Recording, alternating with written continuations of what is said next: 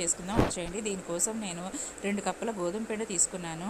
1 spoon sugar, సరిపడా salt, baking soda, baking powder, 2 cubes butter వేసుకొని press చేసుకుంటూ కలపాలి. తర్వాత 1/4 కప్పు పెరుగు, సరిపడా వాటర్ వేసి కలుపుకొని మూత పెట్టి పక్కన పెట్టుకోవాలి. తర్వాత దీన్ని ఒక 2 మినిట్స్ పాటు ఈ విధంగా అయితే ప్రెస్ చేసుకోవాలి. బాగా ప్రెస్ చేసుకోవాలి. బాగా ప్రెస్ చేసుకొని గోధుమ పిండితో చేస్తున్నాం కాబట్టి సన్నగా చేసుకోవాలి. ఈ విధంగా చేసుకోవాలి. చపాతీలా చేసుకొని ప్లేట్కి బటర్ అప్లై చేసుకొని ప్లేట్ మీద అయితే మనం సెట్ చేసుకోవాలి. చేసుకున్న తర్వాత ఈ విధంగా అయితే ఫోర్క్తో హోల్స్ పెట్టుకోవాలి.